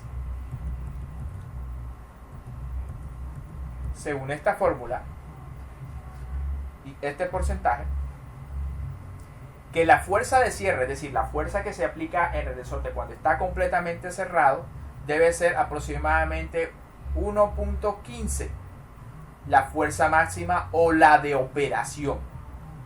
Si yo lo hago de esa manera, en teoría, como mi fuerza de operación no va a ser mayor a la de cierre, nunca voy a cerrar el resorte. Entonces esa es básicamente la recomendación que se da acá. ¿Listo? Y bueno, aquí básicamente me dice que el factor de seguridad estático es 1.2. Aquí introducen algo así como costo relativo del material para contemplar esto dentro del proceso algorítmico del cálculo iterativo del resorte. Sí, pero básicamente es el volumen del resorte multiplicado por algo así como un costo por unidad de masa o de volumen. Bueno, básicamente esto es para verificar cuál es el factor de seguridad. Bueno, de hecho no es para verificarlo. En este caso ya usted va a asumir un factor de seguridad que mínimo es 1.2 en adelante, está bien. El SY es para determinar entonces un cortante permisible, que debe ser igual entonces a esto, que ya lo vemos con antelación de dónde sale, KB, que es el factor de Brewster, bueno, el alemán ese. Y bueno, básicamente es una especie de formulación para programación. Pero a mí lo que me interesa más interesante acá son estas recomendaciones.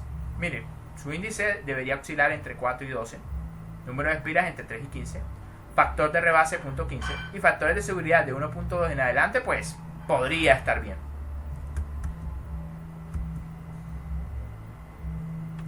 Otros aspectos, porque ya se está volviendo larga esta clase teórica de resorte, es la frecuencia crítica de resorte. Yo les explicaba que si la frecuencia crítica de mi resorte coincide con la frecuencia de operación, el resorte se va a fatigar más rápido. Esto que hay en la figura son imágenes básicamente que resortes que fallaron por fatiga, porque básicamente empezaron a operar a la frecuencia natural del mismo resorte, lo cual no es deseable. Pero usted no puede determinar o saber si opera o no en esta situación indeseable, pues si no calcula la frecuencia natural del resorte. No entraremos en detalle, pero a partir de un proceso en el cual tiene en cuenta los esfuerzos dentro del resorte y su aceleración, se determina pues la frecuencia natural del resorte y básicamente está dado por esta ecuación. No entraremos en detalle de a dónde sale, pero en general se está relacionando la aceleración que pueda sufrir el resorte, y obviamente la aceleración estará asociado a su peso, ¿sí?, con respecto a los esfuerzos externos que él pueda presentar. A partir de esto termina determinándose, y el planteamiento de las ecuaciones diferenciales se termina entonces planteando cuál es la frecuencia natural del sistema.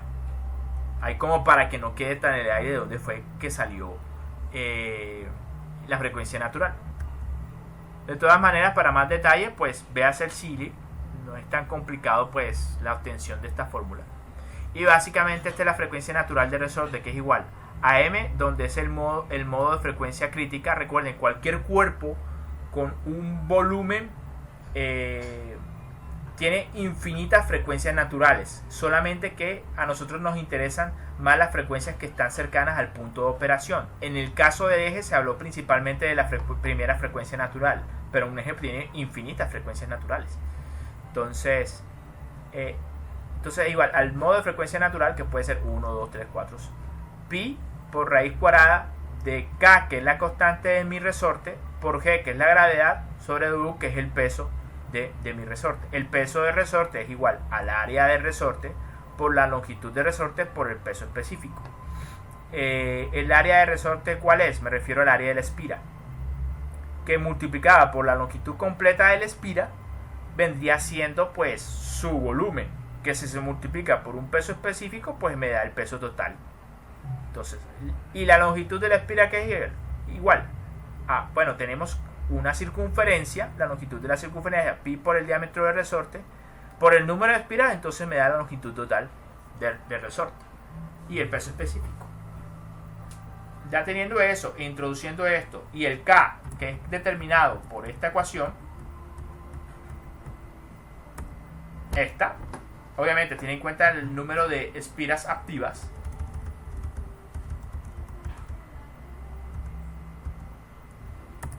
Aplica esta ecuación y determina entonces las frecuencias naturales.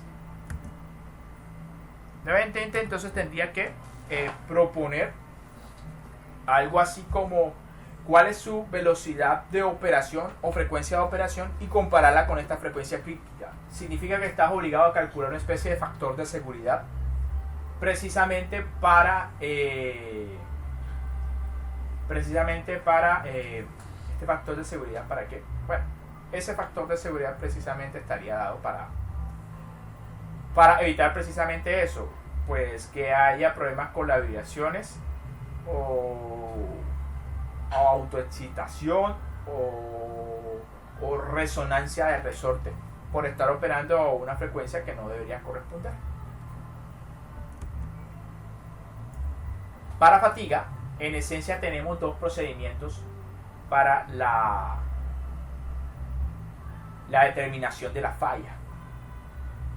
El convencional, vamos a adelantarnos a la teoría, consistiría en determinar la carga alternante y media y compararla con un criterio de falla, sea Gerber o Soderberg. En este caso pues están empleando la parábola de Gerber, es lo que emplean en el SIGLI. En el Norton emplean la línea de Guttman. En todo caso, coja un criterio conservativo o no, el SIGLI no es tan conservativo, coge la de Gerber. Tú lo que graficas aquí es el esfuerzo alternante y medio al que estás sometiendo tu resorte. ¿Cómo te determina el esfuerzo alternante y medio? Simple. Tienes una carga máxima, una carga mínima, pues determinas la carga alternante, la carga media, y a partir de ellos calcula los esfuerzos cortantes y medios a partir de las cargas alternantes y medias. Una vez lo ubicas, necesitas dibujar apropiadamente tu línea de falla, o en este caso tu parábola de falla, pero para eso, si te das cuenta, aquí lo que hay comprometido son esfuerzos cortantes, no estamos hablando de esfuerzos axiales. Así que se habla más bien del esfuerzo último acortante, SSU, y el esfuerzo o la resistencia a vida infinita del resorte. No SE, sino SS acortante, recuerden. Resistencia a vida infinita a fatiga acortante.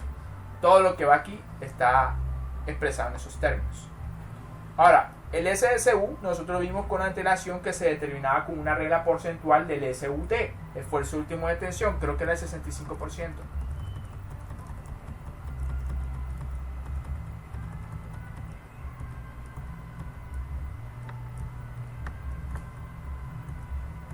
Ahí está. Resistencia acortante, esfuerzo último acortante, es aproximadamente el 67% del esfuerzo último de tensión.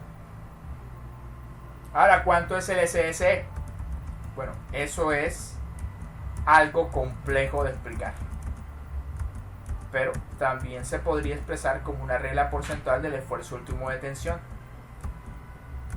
o si aplicamos la regla de Zimmerli, que es lo que empieza a tornar el lío complicado. Pero por ejemplo, tenemos este tipo de tablas: dice, esfuerzos máximos permisibles de resorte helicoidal de extensión, y lo dicen en términos del número de ciclos. Dice porcentaje de la resistencia a tensión en torsión en el cuerpo, en el extremo, y explosión en el. O sea, podría perfectamente tomar para 10 a la 7 ciclos el 30% del esfuerzo último de tensión como tu resistencia o SS. Aquí encuentras otros valores de referencia, pero siempre en términos porcentuales del esfuerzo último de tensión. Miren, porcentaje de la resistencia a última tensión.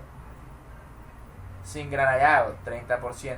Con granallado de partículas, 36%. El granallado es un proceso en el cual le arrojas partículas o granallas duras de metal a una pieza para que al golpear esas partículas la superficie la endurezca. A veces también simplemente lo emplean como proceso abrasivo de limpieza. Vamos a ver si no siguió conectado el internet. Bueno, siguió conectado el internet. Ya le iba a aumentar la madre del internet.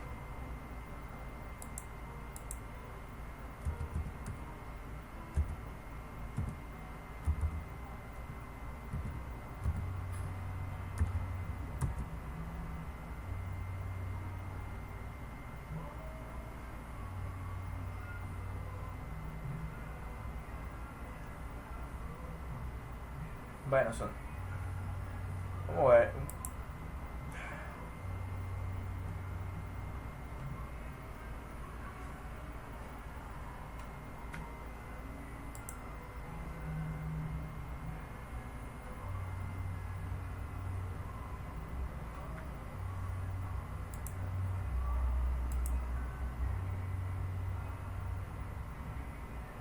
Bueno, esto es más bien un granallado, pero es más un sandblasting.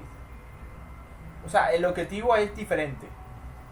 En algunos casos, bueno, es básicamente una manguera a presión arrojando un montón de partículas duras a la superficie. En este caso lo están empleando simplemente para limpiar la superficie. En otros casos lo emplean para endurecer la superficie. En otros casos, como el proceso de fabricación por metalización, necesitan que la superficie sea rugosa. Entonces es como para darle un patrón rugoso a la superficie, de tal manera que la metalización se adhiera al metal. Hay de todo un poco asociado al sandblasting y al granallado, y a veces se confunden los términos.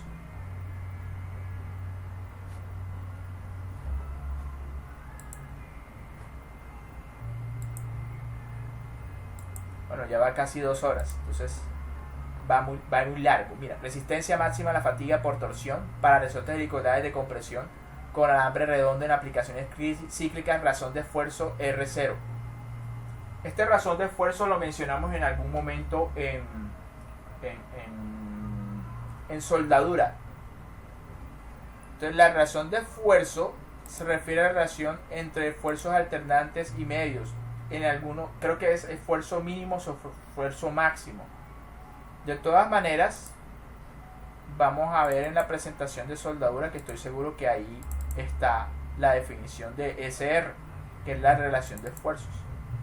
No se maneja en todos los libros ni todas las veces, pero sí me parece interesante que en este caso lo tengan claro para saber en qué situaciones sí pueden emplear esos valores de referencia y cuáles no.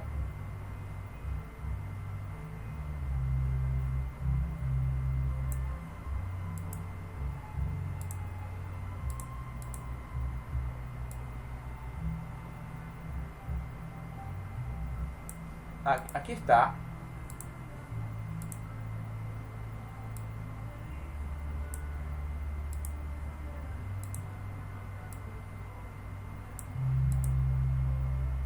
Aquí está. La relación de esfuerzo, el esfuerzo mínimo sobre el esfuerzo máximo. Entonces, cuando te dicen que esto vamos a cerrarlo porque no lo vamos a necesitar por ahora.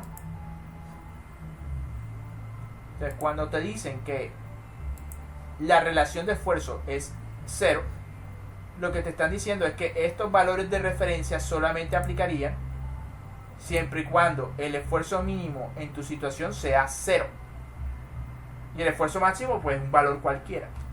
En ese caso aplica, si no, no deberías utilizar eso. Pero sin embargo ahí también te dicen, dependiendo de cuánto quieres que viva, 10 a la 5, 10 a la 6, 10 a la 7 ciclos, cuál es la regla porcentual del esfuerzo último de tensión para determinar esa resistencia a fatiga. En ese caso, en ese gráfico, no sería un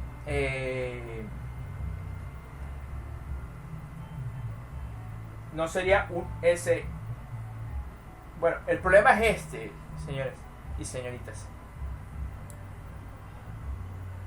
Para empezar, si lo que yo estuviera diciendo sería completamente cierto, realmente no sería un SSE, sería un SSF. Que esto es lo que significa que eso no aplica para vida infinita, sino realmente para un ciclaje específico.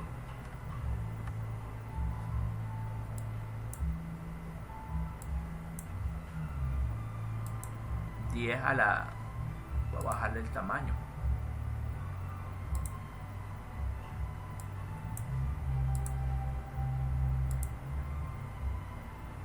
Aquí hay como... esto le está tapando.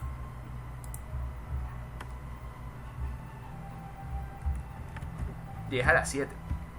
¡Ojo! Pero resulta y pasa...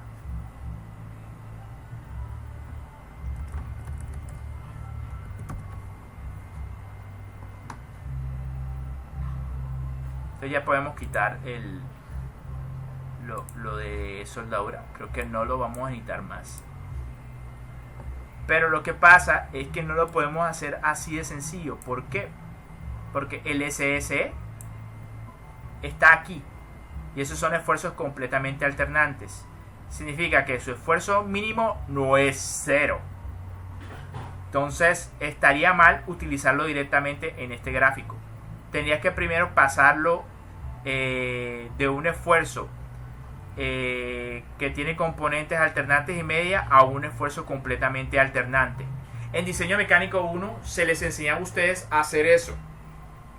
Ahora yo no voy a entrar en detalle, repasen en diseño mecánico 1 cómo a partir de un esfuerzo medio, un esfuerzo con componentes alternantes y medias, puedo determinar un esfuerzo completamente alternante que me produzca el mismo daño. Eso yo lo puedo hacer. Entonces, el inconveniente con eso es lo que ya le acabé de explicar. Es que si voy a emplear esto, perdón, aquí no me dice nada si es completamente alternante. No, sí, miren, relación de esfuerzo C no es completamente alternante. No lo puedo utilizar directamente. Tengo que transformar ese porcentaje en algo equivalente para esfuerzo completamente alternante. Lo mismo esto, no lo puedo utilizar directamente. Tengo que efectuar esa transformación para poder completar mi diagrama de Guttman o Germer. ¿Cuál es la trampa? Bueno, miren que esto básicamente aplica para el tipo de material. ¿Cuál es la trampa? Vamos a el gol. Esto no me lo van a creer, pero me lo crean o no, así es. Zimmerli, gracias Zimmerli, reporta que todos los hombres para resortes con diámetro menor a 10 milímetros, diámetro de espira, muestran un límite de resistencia a torsión para vida infinita con una relación de esfuerzos R0 a la que para diferenciarse del límite de resistencia al ciclo invertido se le llama SEW'. Bueno, ahí vuelven y dicen, Ojo, que esto no aplica para... Bueno, pero es que tiene sentido. Tiene sentido que no se exprese. Perdón que haga la interrupción muy abrupta, pero tiene sentido. ¿Por qué? ¿Qué situación tienen? Tienen resortes a compresión. Significa que él nunca va a pasar al estado de tensión. Como eso no va a ser así, él nunca va a tener un comportamiento completamente alternante, sino solamente que va a ser un comportamiento que va de un valor mínimo 0 a un valor máximo que realmente es un valor mínimo, porque pues es un esfuerzo de compresión que produce esfuerzos de torsión realmente dentro del material. Pero al final, desde el punto de vista del material, en el mejor de los casos el resorte no tiene ninguna carga y por lo tanto los esfuerzos de cortante son ceros. Y en el peor de los casos tendrá una carga de compresión, pero eso dentro del material lo que significa es un esfuerzo cortante que vale lo que tenga que valer. Entonces siempre los esfuerzos en un resorte que está sometido a carga dinámica oscila entre 0 y algún valor. Nunca lo vas a tener así de fácil con una situación completamente alternante. Pero ¿qué fue lo que se dio cuenta Zimmerli? Que no importa qué material tengas, desde que su tamaño sea 10 milímetros inferior a 10 milímetros, para resortes sin granalla, su aparentemente límite de vida infinita a cortante es aproximadamente 310 megapascales o 45 kPa, o para resortes granallados 465 megapascales. Esto es básicamente lo mismo, pero en palabras del Sigli. Pero básicamente dice: los mejores datos sobre los límites de resistencia a la fatiga torsional de resorte de acero son los que reportó Zimmerli. Él descubrió el hecho sorprendente de que el tamaño, el material y resistencia de tensión no tienen efecto en los límites de resistencia a la fatiga. Es increíble, ¿no? Pero básicamente esto lo dice para materiales de acero que se utilizan normalmente para aplicaciones de resortes. Entonces, para esos casos, siempre que el tamaño de la espira sea menor a 10 milímetros, la resistencia a fatiga están asociadas a estos valores. Para el caso sin martillar o martillado, que es lo mismo que es con granalla o granallado, que otra manera de endurecer la superficie de resorte es darle martillazos, y la deformación plástica pues lo va a endurecer. Pero bueno, aquí son más puntuales. Lo que tienen es esto. Aquí te están dando la combinación de esfuerzo alternante con esfuerzo medio. 35 kPa, 55 kPa. O martillado, 57.5 kPa o 75.5 kPa. Entonces, a partir de estos es que tú vas a determinar un esfuerzo cortante a fatiga completamente alternante, mientras que aquí te está suministrando las componentes alternantes y medias de lo que está diciendo Zimmerli. Entonces, empleando tu criterio de falla, sea Koopman o Gerber, si ya tú tienes esos dos señores, el SSA o el SSM, de tu línea de falla, puedes determinar ese esfuerzo completamente alternante con pues el criterio de falla, sea Koopman o Gerber. En este caso lo está proponiendo para Gerber. Y miren que la fórmula para determinar esa resistencia es esta. Ahora vámonos para acá. Bueno, eso teniendo en cuenta los valores anteriores, por ejemplo, sin martillar, sustituyes el SSA y el SSM determinados por Zimmerli referentes a la resistencia a fatiga. Obviamente necesitas determinar cuál es tu SSU, pero determinamos que era alrededor del 60 o 67% del esfuerzo último de tensión.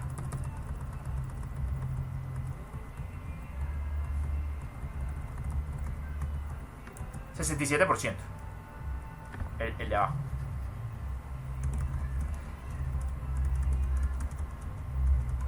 Obviamente el esfuerzo último de tensión sí depende del material y el diámetro de la espira, pero la resistencia a fatiga, siempre que sea menor de 10 milímetros y sean los materiales convencionalmente de acero usados para resorte, no debe ser muy diferente a lo que dice Zimmerli.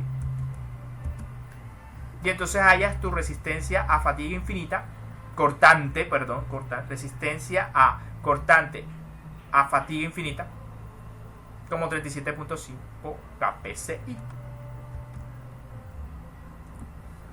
Bueno, lo que le había dicho, necesitas determinar tu carga alternante y media. Si tienes tu fuerza máxima y mínima, la alternante es la diferencia entre dos, la promedio es el promedio, determinas el alternante, el medio, y básicamente determinas si tu carga alternante y media está dentro de la zona segura o no. Entonces, el factor de seguridad básicamente lo determinas como la relación que existe entre esta línea y los puntos. ¿Cuáles? La relación que existe entre la longitud de esta línea, que va desde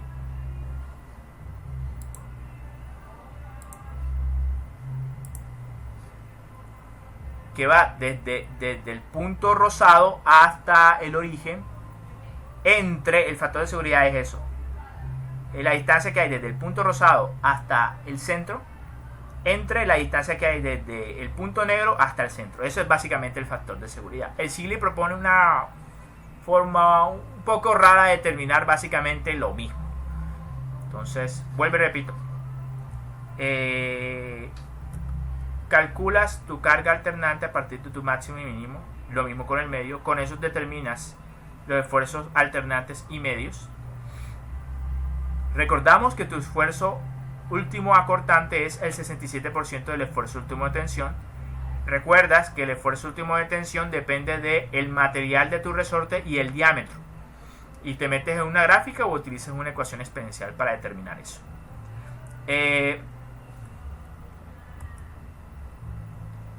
Con lo que dijo Zimmerli, determinas tu resistencia acortante a fatiga vida infinita, que en este caso es 37.5 kpsi, siempre que el diámetro de tu resorte sea menor a 10 milímetros. Este sería su resistencia a fatiga. Ojo, sin martillar. Perdón, no miento, no es 37.5. Depende siempre, va a terminar dependiendo siempre de tu esfuerzo último de tensión acortante. Entonces te toca calcularlo para cada situación con esta fórmula. Y dibujas tu parábola, sitúas tu carga alternante y media y mira si estás dentro o fuera de la parábola. Si estás dentro, el factor de seguridad en esencia es la distancia que hay desde acá hasta el punto rosado, desde acá hasta el punto negro. Listo. Bueno, esto es parecido, pero es lo que hace el Guttman. En el Norton emplean el criterio de falla como Guttman, pero es más o menos similar. Yo explico el método abreviado del Sigley, que me parece mucho más rápido, pero sin embargo el Norton lo explica para el Guttman y es más o menos, tiene algo de lógica parecida. Pues yo la verdad no, ya estos son resortes de tensión. Con esto ya terminaría básicamente la teoría. Pues ya si se imaginarán, si me tardé casi 2 horas explicando todas las fórmulas, ya podrán imaginarse todo lo que se van a tirar haciendo un ejercicio de estos. Entonces, por esa razón, vuelvo y repito, esto perfectamente cabe para una sola evaluación. Listo, entonces gracias por la atención y por la paciencia, y lo vamos a dejar hasta acá. Listo, entonces la siguiente clase debería ser el ejercicio referente a el resorte de compresión, y la de más arriba es un comprimido de la teoría de los demás resortes, pero de esos otros resortes no voy a hacer ni un solo ejercicio. Bueno, que estén bien.